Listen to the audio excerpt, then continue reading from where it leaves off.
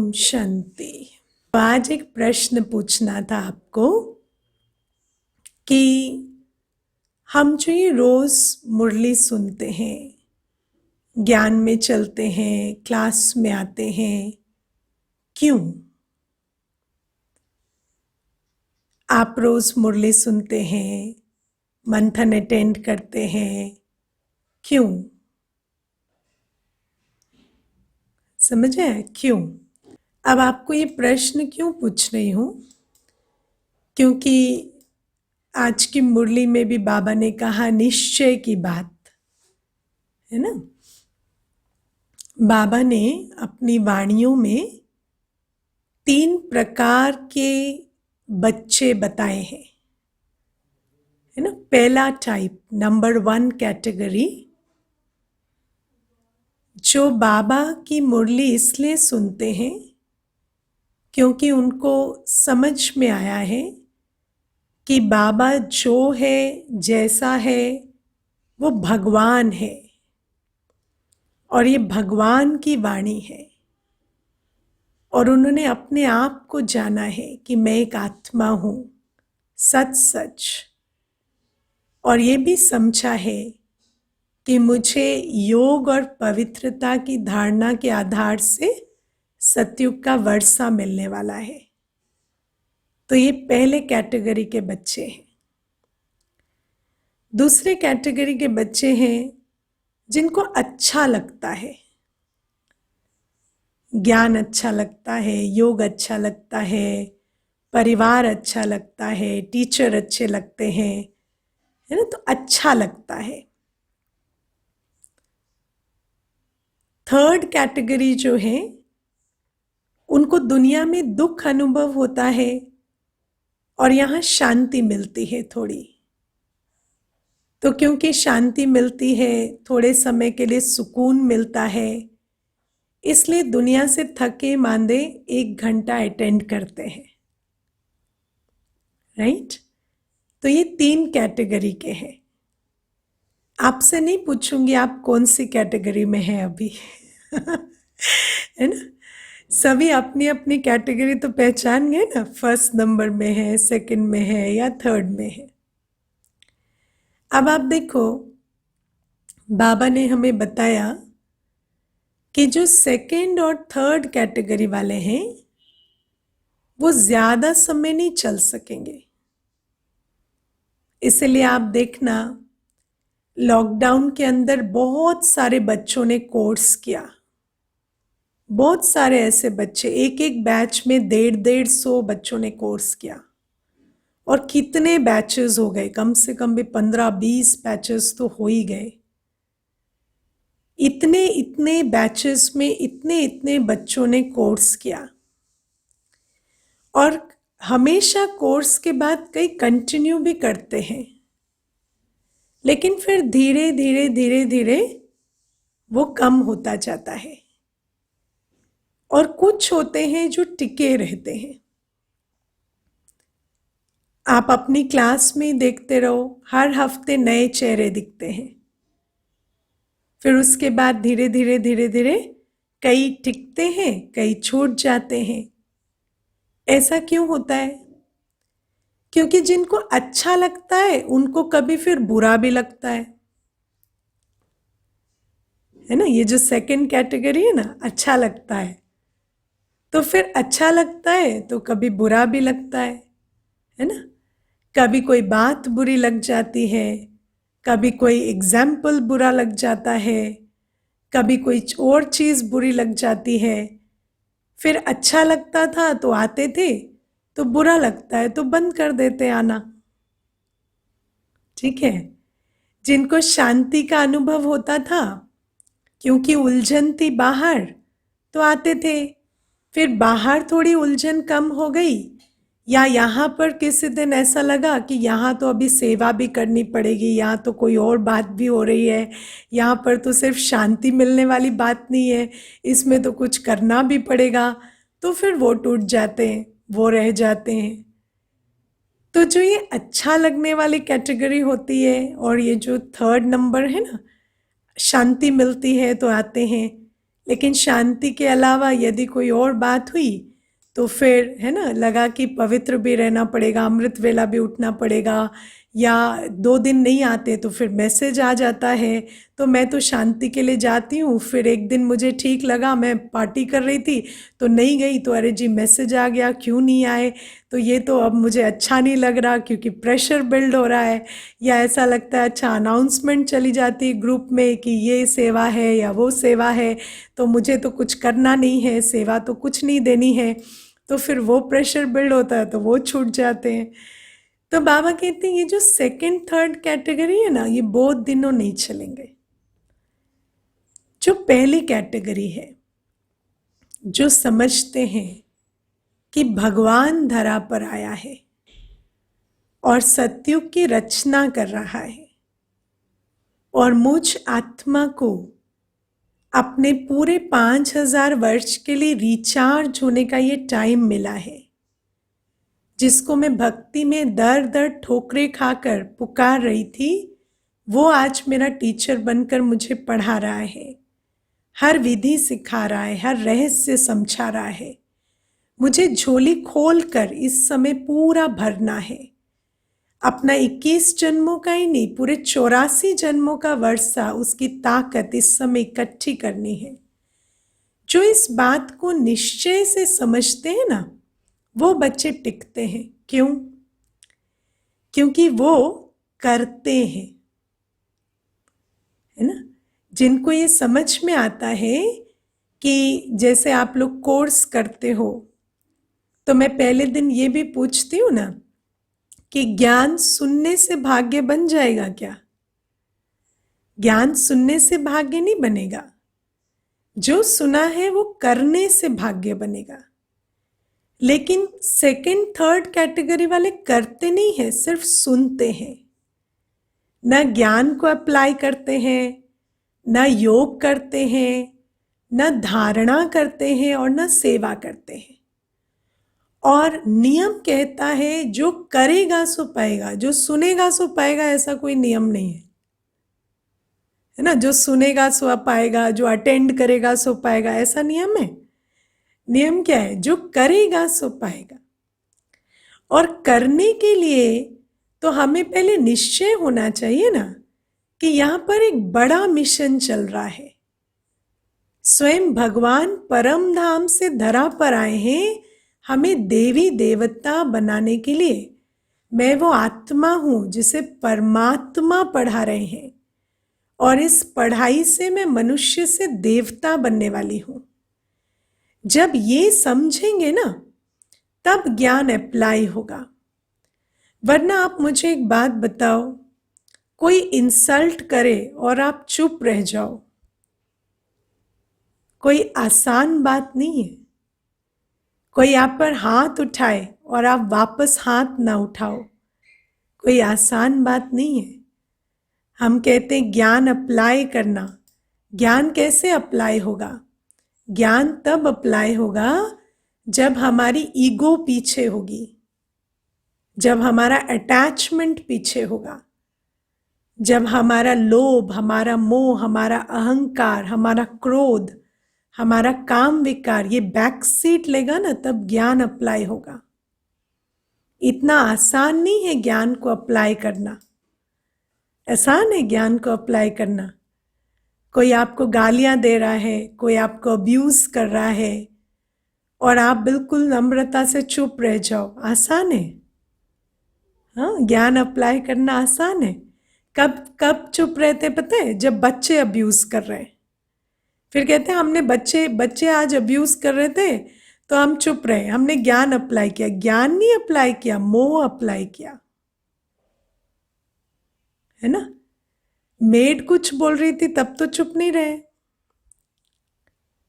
तब तो चुप नहीं रहे। जिसको पैसे देते हो वो कुछ कह रहा था तब चुप नहीं रहे, जिससे पैसे लेते हो वो कुछ कह रहा था तब चुप रहे,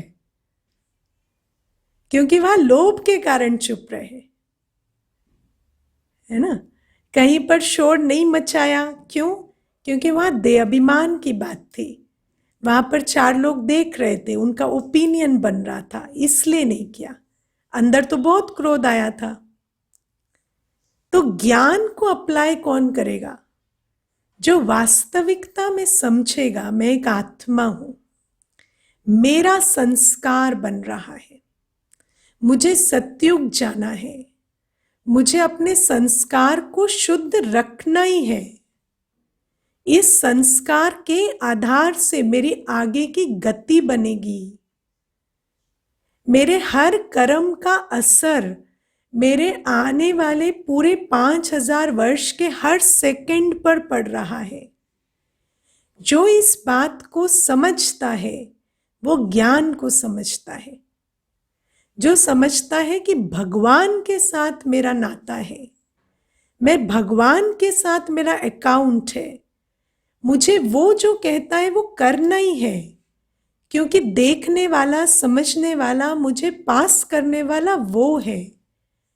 जिनको ये बात बुद्धि में समझ आती है ना कि कोई मनुष्य से मेरा कोई लेन देन नहीं है, मनुष्य मुझे क्या मान देगा और क्या अपमान देगा, मुझे बाबा से चाहिए जो भी चाहिए।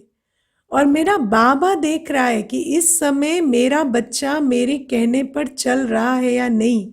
जो बच्चा बाबा को प्रत्यक्ष अपने जीवन में दिन रात अनुभव करेगा वो जाकर ज्ञान अप्लाई करेगा। ज्ञान अप्लाई करना इतना आसान नहीं होता। मैं आपको एक छोटा सा अनुभव बताती हूँ। एक बार मैं एक जगह पर कोर्स करा रही थी और वहाँ पर एक बहन थी, सुन रही थी बहुत ध्यान से। फिर 1 महीने के बाद मुझे उस बहन की माता कहती है, आपके कारण मेरी बेटी है ना गुमराह हो गई। तो मैंने कहा क्यों?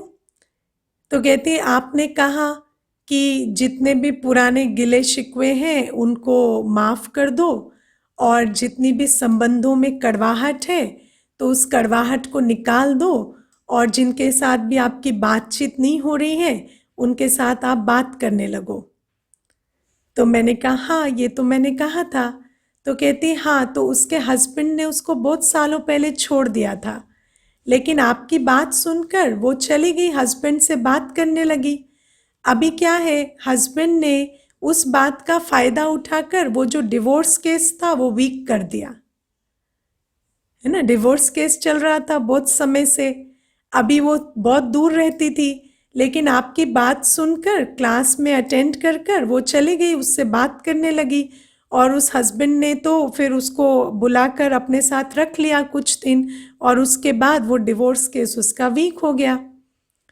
तो मैंने कहा अच्छा।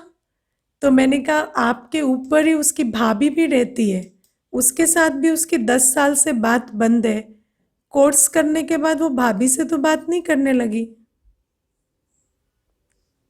है ना, वहीं रहती है। हस्बैंड तो बाहर रहता था, उसको फोन कर कर बात की, लेकिन भाभी से तो बात नहीं की। क्यों नहीं की? हस्बैंड से क्यों बात की? क्या ज्ञान के कारण की? नहीं, काम विकार के कारण की, है ना। लेकिन नाम किसका लिया? कि ज्ञान के कारण हमने उनको माफ कर दिया, हम उनसे जाकर मिल लिए, बात कर लिए। ज्ञान के कारण करना होता तो क्या भाभी से नहीं करते?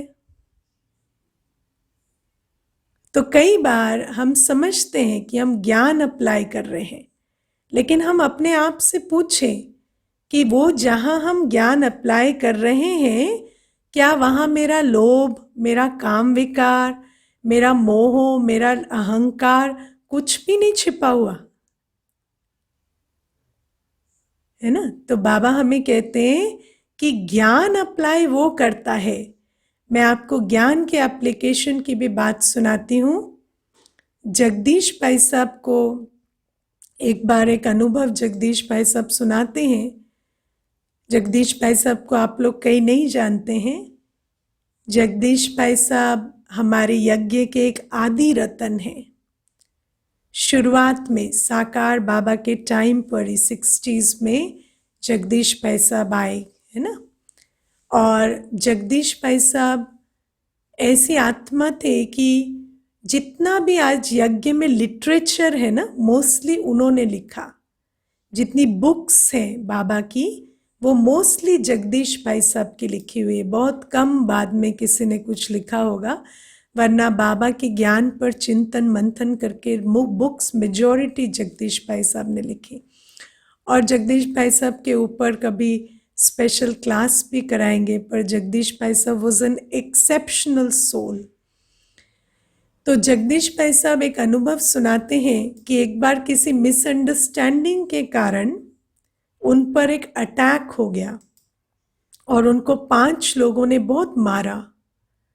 और आप सोचो, जगदीश भाई साहब कोई वृद्ध नहीं थे उस समय, यंग थे, डायनामिक थे। तो 5 लोगों ने अटैक किया और उन्होंने वहां पर एक बार भी उस अटैक में काउंटर अटैक नहीं किया उनको। ऐसा नहीं कि वो एक डंडा मारे तो उनको वो वापस एक डंडा मार दे, और ऐसा नहीं है कि मार नहीं सकते थे, क्योंकि यंग थे, ताकत थी शरीर में, क्यों नहीं मार सकते थे, लेकिन कोई भी काउंटर अटैक उन्होंने नहीं किया। और फिर जब वो मामला थोड़ा ठंडा हुआ तो उन्होंने उनको समझाया कि नहीं, ऐसा नहीं है, आप जो सोच कर आए हैं ऐसी बात नहीं है। और फिर वो चले गए जब, तो जगदीश भाई साहब कहते हैं कि शरीर में मक्खी बैठती है ना तो भी पता चलता है, फीलिंग आती है। मुझे इतनी भी दर्द की फीलिंग नहीं थी।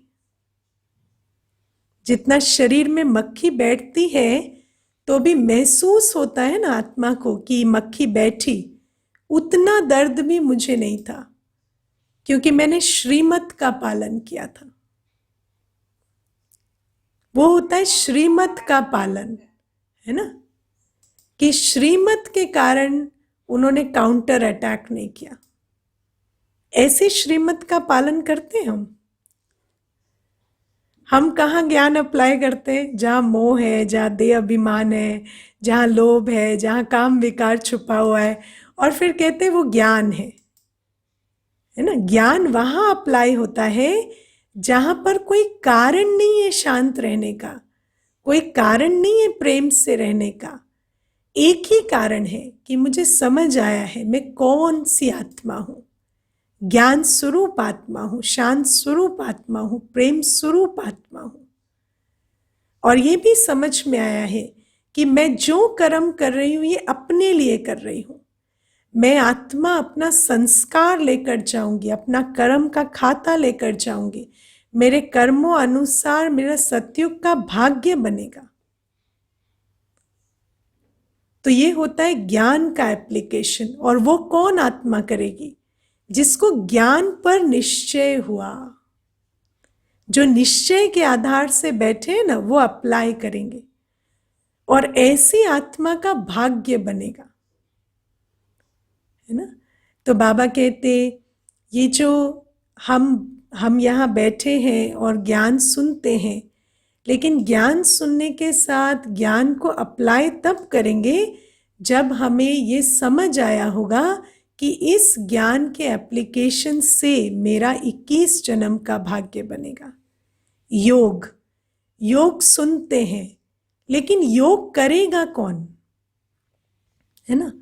मेरी चीज नहीं मिल रही तो मैंने योग किया, है ना। मुझे दर्द हो रहा था, मैंने योग किया, या मैंने सकाश देने के लिए दुनिया को योग किया। वो योग नहीं। जिसको समझ आएगा ना, मेरे पे 63 जन्मों के विकर्मों का बोझ है, 63 जन्मों के विकर्मों का बोझ है। किस किस को समझ में आती है ये बात? समझ आती है? मैं एक आत्मा हूं, मेरे पे 63 बर्थ्स के विकर्मों का बोझ है जो मैं अपने अंदर लेकर चल रही हूं। और वो जिस आत्मा को समझ आता है ना कि मेरे अंदर कितना पतितपना है, कितने विकार हैं, वो योग करती है। उसकी नींद अलार्म से नहीं खुलती, उसकी नींद 4 बजने से पहले अपने आप खुल जाती है, क्योंकि उसको मालूम है मुझे कमाई करनी है, क्योंकि उसको मालूम है कि जो कमाई मेरे काम आने वाली है वो मुझे इस समय करनी है। जिसको समझ आता है कि 63 जन्मों के विकर्मों के खाते के साथ मैं आगे नहीं बढ़ सकती, मुझे अपने 21 जन्म और आगे की सारी कमाई और पिछले विकर्मों का बोझ समाप्त करने के लिए योग करना है, वो आत्मा योगी बनती है। और ऐसी ज्ञानी योगी आत्मा जो होती है वो विघ्न विनाशक कहलाएगी, वो मास्टर सर्वशक्तिवान कहलाएगी, है ना। हम लोग बहुत अच्छे अच्छे टाइटल्स मुरली में सुनते हैं, देखने में भी सुनने में बहुत अच्छा लगता है, लेकिन हम वो बनेंगे कब? जब हम यथार्थ रूप से ज्ञान को अप्लाई करेंगे और योग का अभ्यास करेंगे, है ना। कई बार हमें लगता है कि जब हम योग में बैठेंगे ना तो बाबा को तो कुछ काम नहीं है, बाबा हमें साक्षात्कार कराता रहेगा, बाबा हमें बहुत सारे अनुभव देता रहेगा। बाबा अनुभव देंगे हमें। हम आपको पता है आज हमारी क्या हालत है? हम बच्चे ऐसे हैं कि हम कॉमेडी देख के हंस नहीं पाते, ट्रेजेडी देख के रो नहीं पाते, हॉरर देख के डर नहीं पाते। हमारा इमोशनल मेकअप इतना खराब हो चुका है, हमसे एक जगह पर आधे घंटे बैठा नहीं जाता है, और हमें लगता है हम योग करें तो हमें अनुभव होने चाहिए। अनुभव कैसे होंगे? योग तो एक पुरुषार्थ है ना, जो हमें पहले करना पड़ेगा। पहले तो उठकर हम 45 मिनट सीधा बैठने का तो अभ्यास करें, पहले हम एक जगह 45 मिनट देखने का तो अभ्यास करें, पहले हम बैठकर 45 मिनट अपने संकल्प चलाने का तो अभ्यास करें। कोई आसान बात है? हाँ, अनुभव तो आज हमें टीवी, रेडियो, इंटरनेट नहीं करा पा रहे, जहाँ ऑडियो विजुअल सारा कुछ है ना, वो भी कौन सा ऑडियो विजुअल जो एकदम टेस्टेड है। आपको पता है इंटरनेट पर जो चीज़ें आती हैं वो टेस्ट होकर आती हैं कि ये इनको देखने के बाद मनुष्य का जो हार्मोनल बैलेंस है या केमिकल बैलेंस है वो, है ना, एक्टिवेट होगा।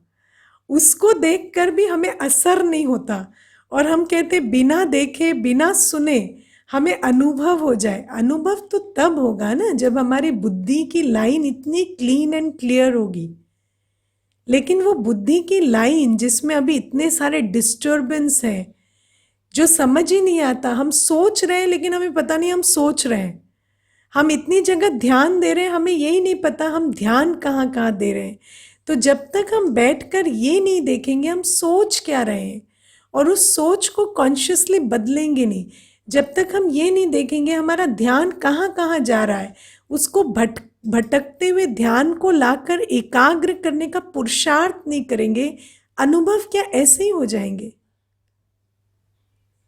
इसलिए आजकल क्या करते हैं, योग का वीडियो देखकर योग करना समझ लेते हैं, समझते हैं कि योग का वीडियो देखा तो हमने योग कर लिया है ना। लेकिन आप सोचो कि अगर उसी योग का वीडियो की भी कहें कि वही कमेंट्री आप अभी दोहरा दो तो नहीं दोहरा सकेंगे। क्यों? क्योंकि उसको सुनते वक्त भी पूरा कंसंट्रेशन नहीं था। तो आप सोचो कि सुनते देखते यदि कंसंट्रेशन नहीं है तो बिना सुने बिना देखे कंसंट्रेशन बने, और उस कंसंट्रेशन के साथ हम एक एक्सपीरियंस को क्रिएट कर सके, उसके लिए तो खासा पुरुषार्थ चाहिए ना, ऐसे ही थोड़ी हो जाएगा तो लेकिन हमें समझ आता है कि हमारी कितनी बुरी हालत है। अगर हमें यही नहीं समझ में आएगा तो हम यही कहते रहेंगे हम तो बहुत योग करते, 4 दिन उठे पर अनुभव नहीं हुआ। कई बच्चे ऐसे भी कहते हैं 4 दिन उठे थे दीदी अनुभव नहीं हुआ, तो 5वें दिन से सोने लगे। हाँ, तो हमें समझ आता है कि योग क्यों करना है, क्योंकि 63 जन्म में जो वायरिंग खराब हो गई और पिछले 10 साल में जो वायरिंग खराब हुई है ना ब्रेन की वो तो अनमैच्ड है आज बाबा कहते हैं ना बहुत अच्छी ब्रेन चाहिए। हमारे ब्रेन की वायरिंग कितनी खराब हुई जब से स्मार्टफोन आया, यू कांट इवन रियलाइज।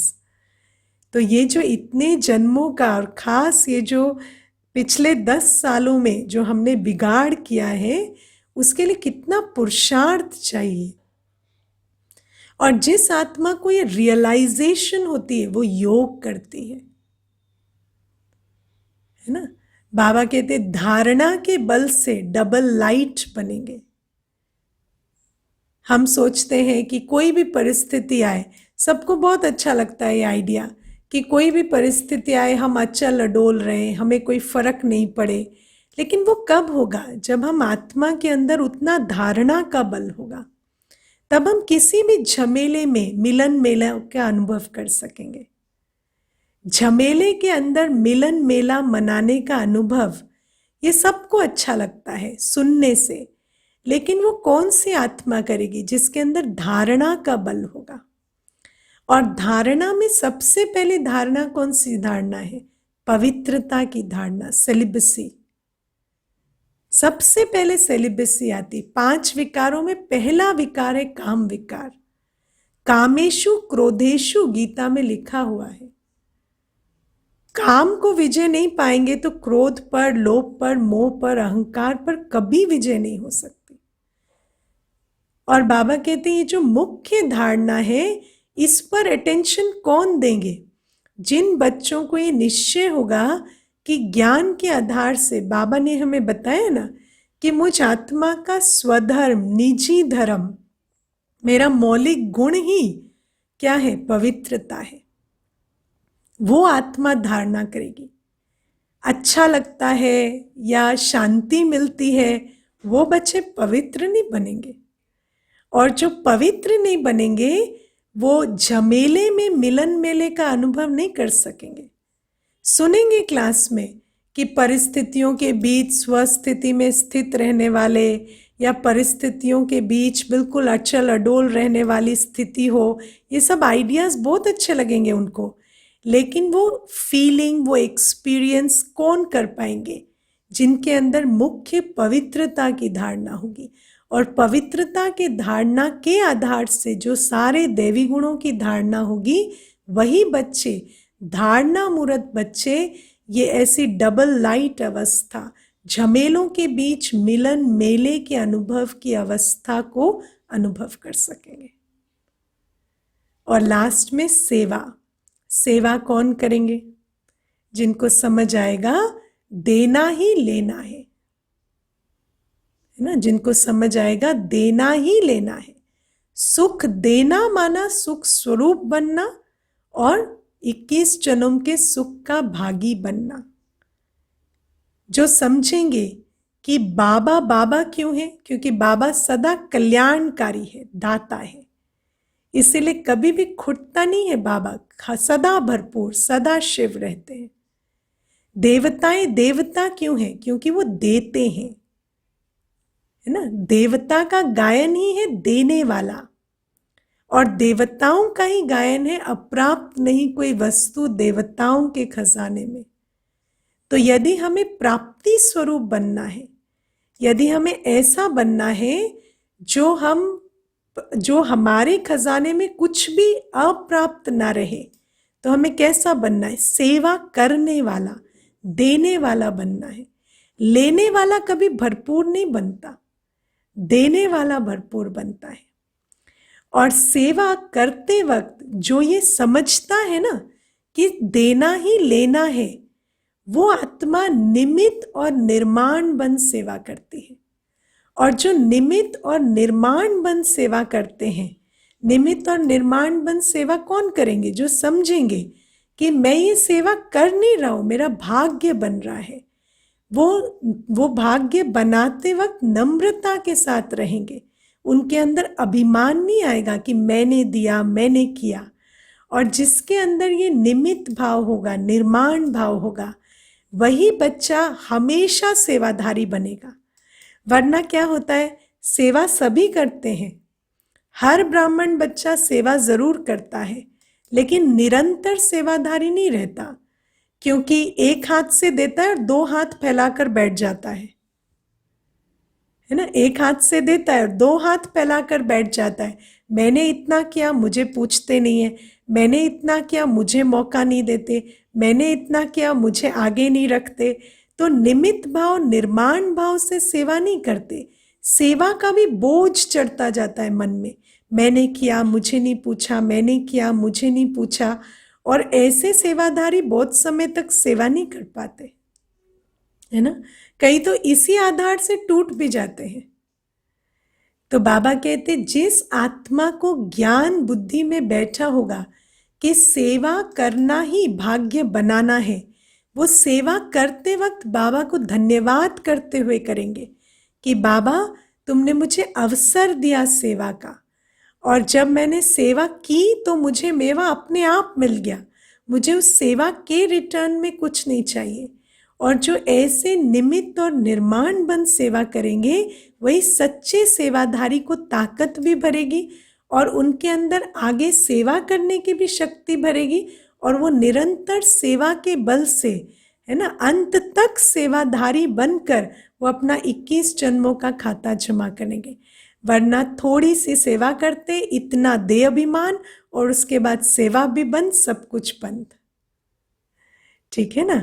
तो बाबा कहते जो ज्ञान योग धारणा सेवा इन 4 सब्जेक्ट्स पर अटेंशन देंगे वही भाग्य बनाएंगे। और वो कौन से बच्चे करेंगे? जो ये बात समझेंगे कि ज्ञान मेरे लिए है, योग से मेरा कल्याण होगा, धारणा मुझे अपने लिए करनी है, और सेवा भी मैं अपने भाग्य बनाने के लिए कर रहा हूँ। और वो कौन करेंगे? जिनको बाबा की बातें सच सच समझ आई हैं, निश्चय हुआ है। और जिनको निश्चय नहीं है वो बहुत समय तक चल नहीं पाते। इसलिए आज जो शुरू में ही मैंने आपको ये क्लास करा दी है ना, नए पुराने सभी बैठे हैं, आज ये क्लास क्यों करा दी?